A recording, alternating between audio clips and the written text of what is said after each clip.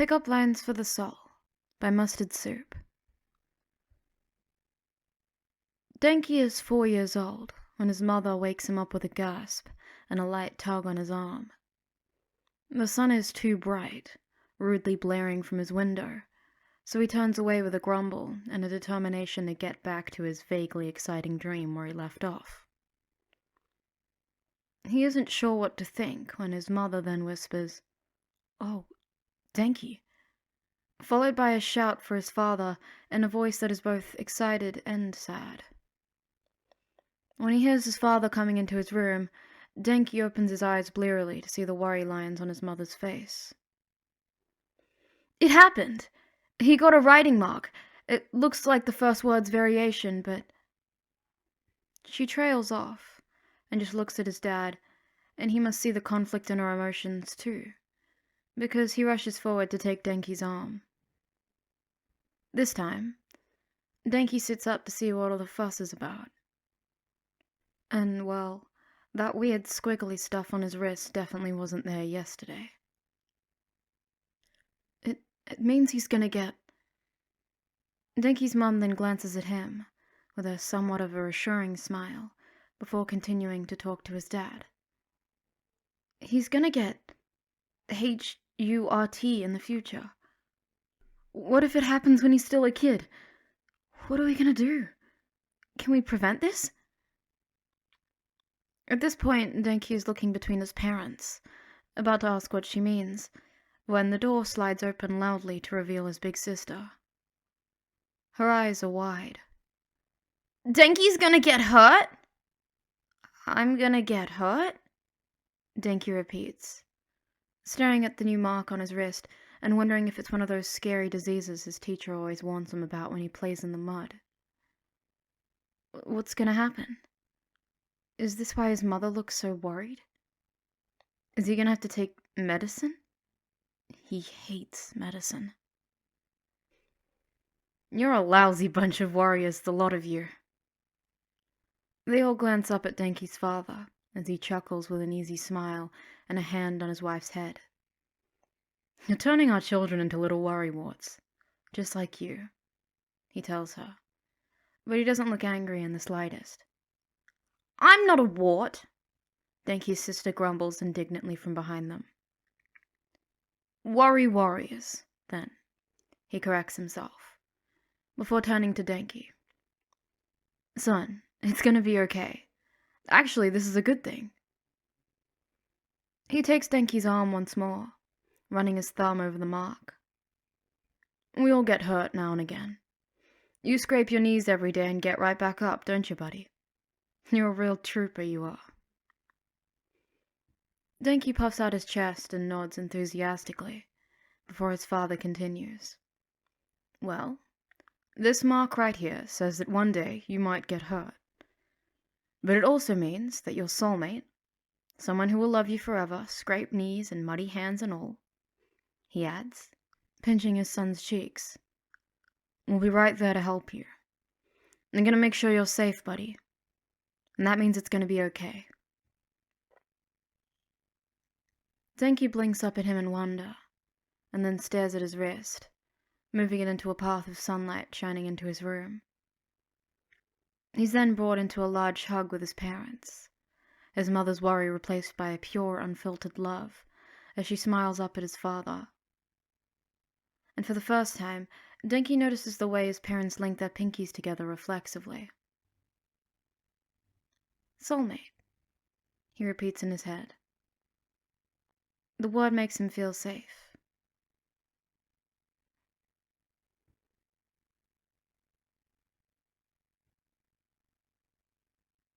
Denki is 6 when he first understands exactly what's written on his wrist. "Stay still, I think you have a concussion." A concussion is a bad head injury that happens when you hit it too hard.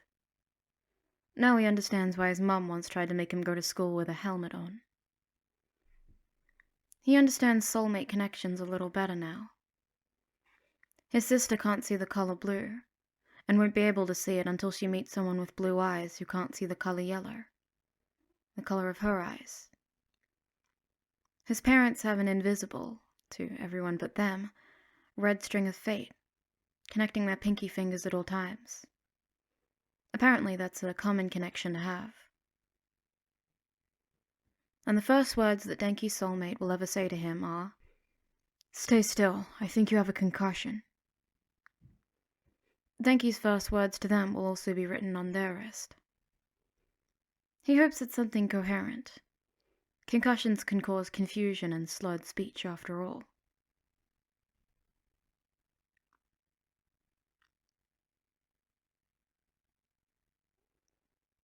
Denki is 12 when he's flicking through the TV channels and lands on an old RomCom movie about soulmate marks. Specifically the same type that he has. "I can't believe I've had to walk around with a cheap pickup line written on my ankle my entire life because of you!" The leading lady yells at the leading man as he stares at her in awe. Denki laughs. "Oh no," his mother says, watching him. "Oh no indeed," his sister repeats quietly.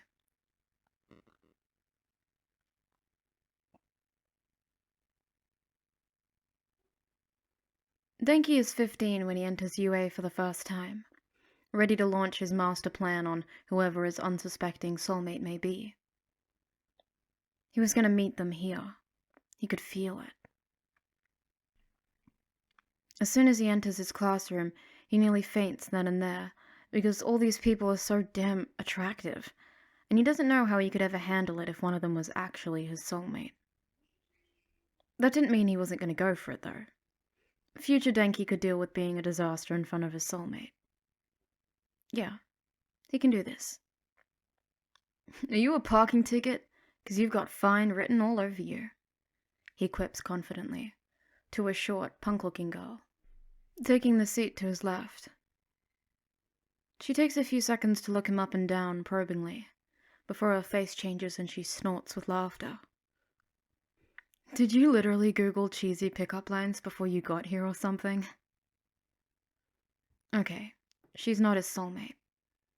She's got a sense of humor, though. "Maybe," Denki responds with a grin. She rolls her eyes. Lame. Denki then clocks a very pink girl with wicked eyes, who takes a seat on the other side of him. He wastes no time in turning to her, recovering his confidence. "There must be something wrong with my eyes. I can't take them off you." She cocks her head at him, makes eye contact with the punk girl beside Denki, then cups her hand around her mouth before booing him loudly. She seems amused, though, and she looks fun. But third time lucky, right? Denki checks behind him and spots a boy behind the punk girl, adjusting his uniform around some big-ass elbows. Wait, are those tape dispensers? "Dude, do you have any tape? Because it looks like you're ripped." Denki flirts effortlessly, sliding his seat closer to the boy, drawing his attention. The dude takes one look at him, and he barely takes any time to process the pickup line before he begins blinking wildly and mockingly fanning himself. "Bro, are you my phone charger? Because without you I'd die." "Bro." Denki, in that moment, decides that his soulmate quest can just wait a little bit longer. This guy right here is going to be his best friend, whether he likes it or not. It takes a day and a half for Denki to go through the entire class and find out that not one of them is his soulmate, which is a bit of a bummer. Okay, so maybe he didn't go through the entire class. But that's just because the redhead guy, Kirishima, whom he was about to flirt with, instantly gasped and pointed shakily at the angry blonde dude upon entering their classroom for the first time. Angry blonde dude looked just as taken aback too. Turns out they were soulmates who were seeing every color other than red for the first time. Kinda like the opposite of Denki's sister's soulmate connection. Denki was really, really happy for them. And he was glad he dodged a bullet trying to flirt with the angry blonde dude. It leaves him feeling kind of empty, though. His hunch lied. He'd just have to keep coming up with new pickup lines.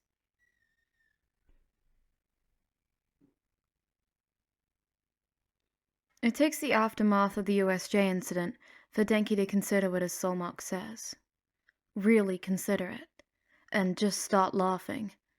Because, of course, that's what his soulmate's first words are going to be to him. Of course. He's a walking disaster in the class, with a target on each of their backs. Fine. If no one else is going to ask, then I will. Kaminori, why are you laughing at your arm? Jiro asks bluntly, as she watches him from across the lunch table. Mina slams her hand down on the table in excitement. Oh, that ribbon covers your soulmark, right? Do you have a shared sensation connection in your arm? Are they tickling you right now? Have you even found your soulmate yet, drooly? Bakugo teases, and Kirishima elbows him with a muttering of, "Don't be rude." Denki just grins at his new friends, or dare he say it, squad. God, does he want them to become a squad? Alas, I am still on the hunt for my soulmate. And if it's taking too long, I can always give one of you a baseball bat and ask you to treat my head as a ceremonial piñata. They should show up soon after that. Dibs, Bakugo calls bluntly. That literally answers none of my questions, Mina adds, bemused. Denki shrugs and begins unwrapping the ribbon around his wrist, deciding easily that he trusts these people enough to show them his soulmark. It's their first words. It kind of makes me laugh now because... Oh my god, of course. Jiro interrupts him, looking up from his wrist and rolling her eyes. Of course indeed, Denki agrees, with a finger guns gesture. Kirishima snorts. Happy to see you've accepted your fate with grace, my dude. That's super manly. Suddenly, it's Seru's turn to slap the table, garnering everyone's attention. Wait, hold up. Kaminari, you have a first word, soulmark? Denki raises an eyebrow and nods. Seru's face resembles a calculated woman in that meme. Denki can almost see the various mathematical formulas surrounding his head as he reaches some sort of grand conclusion. Bro, I thought that was you being you. A massive, trashy flirt. Hey! But... No. Seru continues dramatically, pointing accusingly at Denki. You do it on purpose, don't you? You always greet people for the first time with pick-up lines. Denki doesn't know what to do about the exasperated stares now directed at him. In the end, he just winks and finger guns at them. And, surprisingly, it's Bakugo, of all people, who bursts out into laughter. Holy fuck, Pikachu, you're such a dumbass. Hey! If my soulmate's gonna have something written on them for the rest of their lives, it's gotta be something that gives them a boost of confidence, right? Denki argues. Imagine having, "Hi, nice to meet you," written on you. I think I'd just die of boredom looking at it. The aim of soul-identifying marks is to find your soulmate, not to vandalize their body, you egg. Jiro chastises him, trying to hide her smile. Like, I gotta admit, your logic is worryingly sound. You do have the power to dictate what's written on them, but normal people just go with the flow, you know. The situation and circumstance should dictate the soul mark, not some prankish idea. Jiro, babe, honey, I need you to know, and I can't stress this enough, that I am an abnormal disaster, and they deserve to know that straight up. Like ripping off a band-aid. I don't know, guys. It's your soulmate, right? Kirishima directs the question at Denki and shrugs. And that means they'll probably love it. Because they're gonna love you. The sudden change from jokey to sincerity gives Denki whiplash. He feels his eyes moisten, just a little bit upon hearing that. Bro. That's a good point. And you know what? I too would ask if you had a concussion, depending on how bad the pickup line was. Mina adds sincerely. Bruh! Denki's now holding his hand to his heart, clutching at his chest. For the record, dude, in hindsight, I would have been totally cool with a tape-based pun written on my wrist for my entire life. Would have set the mood, you know, Sarah adds. And Denki realizes, there and then, that he has the most supportive squad. Yes, they were now a squad, fight him, in the world.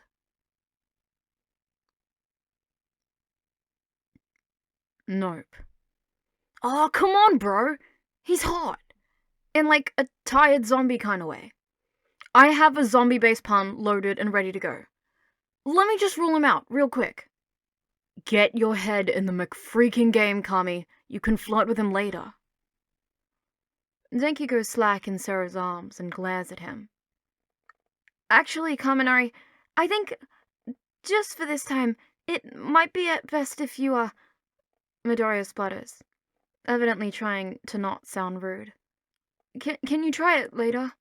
I think that he, Shinso, could really do with focusing in completely on the exercise is all. Is that okay? Denki sighs dramatically. He can't say no to that. For you, Midoriya, anything, I guess, he concedes, taking one last glance at Shinso. Midoriya's right. He does look pretty focused, and judging by the mask of no emotion he's currently sporting, he's either hiding an overflowing confidence or a whole lot of self-doubt. He's going up against the hero class in order to be bumped up from Gen Studies to the hero course, so Denki's willing to bet on the latter. Isn't that the guy who brainwashed you during the tournament, though? Sarah asked Midoriya, also glancing towards Shinso. If Shinso can feel the multiple sets of eyes staring at him, he doesn't show it. Yeah, we talked a bit. I'm just rooting for him, I guess. Midoriya responds simply. He has a villain's quirk, Mina says, cocking her head. Mina! Not cool. Bruh. Her eyes widen and she puts up her hands in surrender at the sudden outcry. Whoa, not my words. I don't actually think like that. I just meant, like, he's probably had to face a lot to get here, right? So we should support him and, like, not distract him. Denki nods and notices that they're now getting split into teams. Sarah doesn't quite have to physically restrain him this time, as he's walking quietly next to Shinso towards the battleground, about to go up against him. But it's a close thing.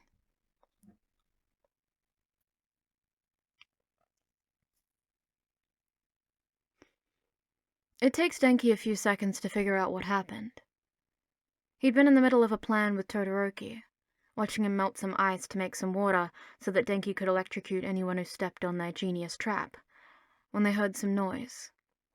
They went to hide, watched as that Class B mushroom girl walked into the trap, and just as Denki was about to run forwards, already leaking electricity and ready to direct it, before she could take advantage of the moist environment. It must have been that manga kid, right? The one with the speech bubble head. He went and completely destroyed the building next to Denki, cutting off his path, and then something skimmed past his head before he could duck and cover, and... oh. Denki knows what he's going to see before he brings his hand away from his temple. He can feel it running down his face. He doesn't feel a lot of pain, though. Head wounds just bleed a lot, right? Ugh. And his brain's a bit muddled after expending electricity and not really getting a chance to direct it elsewhere. Nothing he hasn't dealt with before, though. He's about to stand up when he sees a figure skirting around the corner. It takes a while for Denki's slow brain to really register who it is. When he does, the realization slowly comes to him ever so slowly that right now, he's the competition. Denki attempts to jump up, suddenly on high alert, electricity already lining his arms. But in true Denki style, he only succeeds in banging his head on a protruding piece of concrete above him that he didn't realize was there. So much for impressing that hot Gen Ed kid. He half expects Shinso to capture him then and there, with a quip about how stupid the hero class are, and how he deserves a spot way more than Denki ever did. Right now, clutching his head and cursing his clumsiness, that's how Denki feels, in all honesty. But then, Shinso approaches him slowly. Denki peeks up to see that he looks conflicted.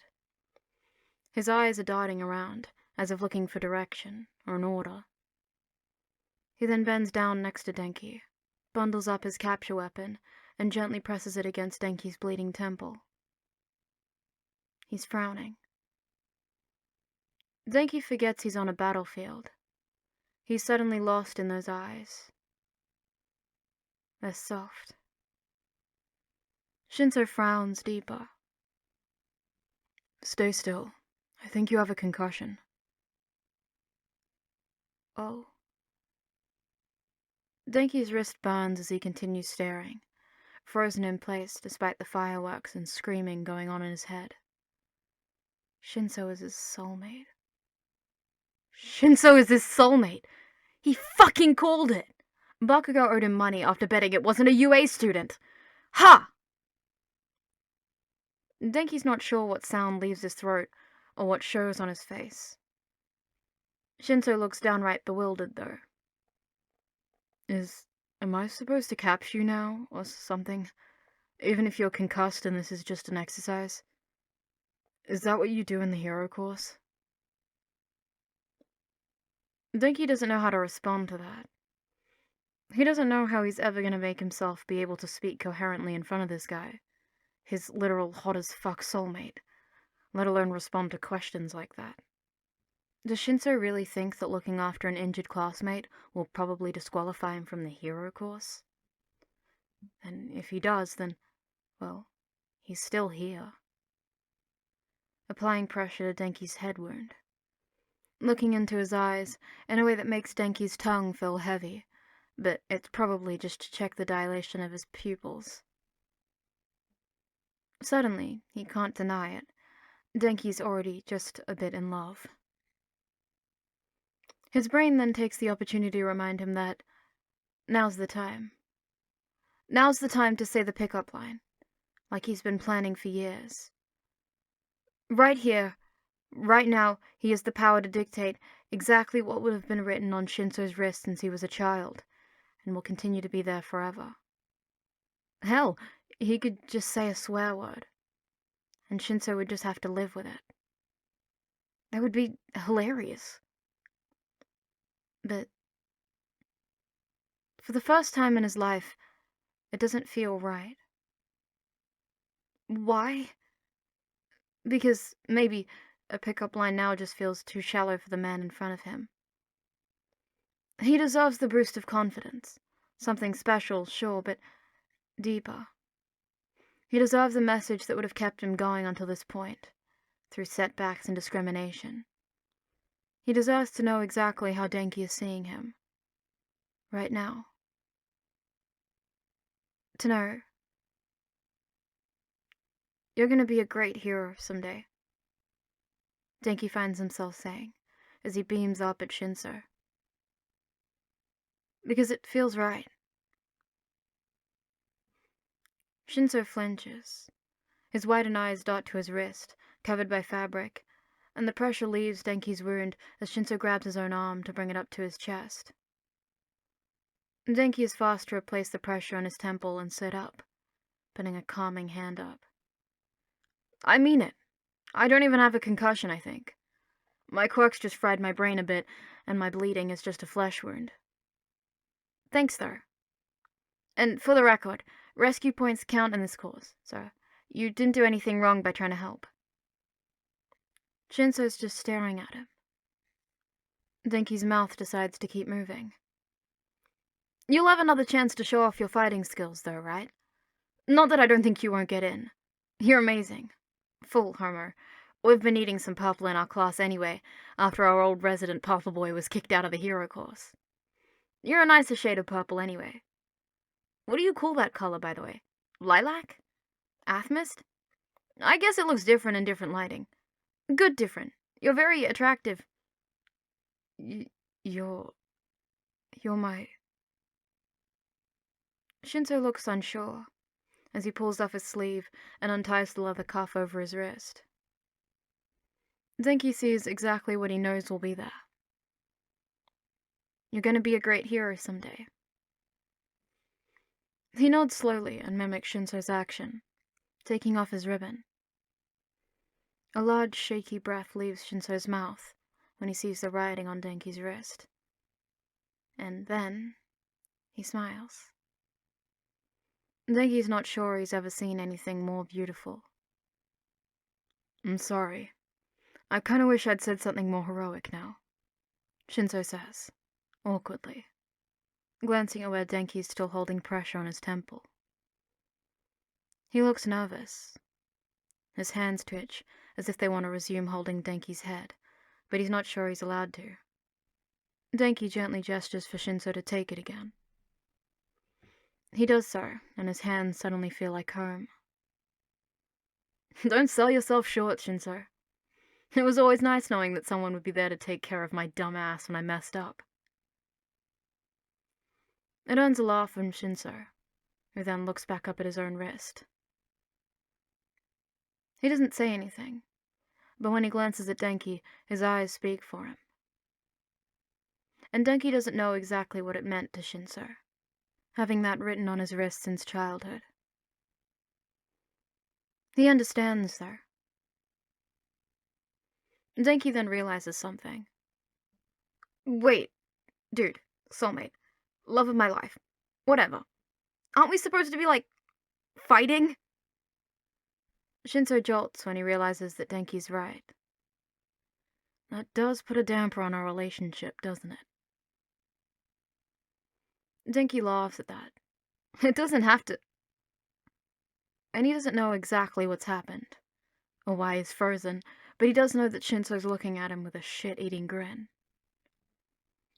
And that's for planning to put a cheap pickup line on my wrist permanently. Your reputation precedes you, he says dryly, adjusting the material on Denki's head to check whether he stopped bleeding. Denki, in this foggy state, then notices how Shinso's eyes are moving, taking in Denki's eyes, his hair, his lips.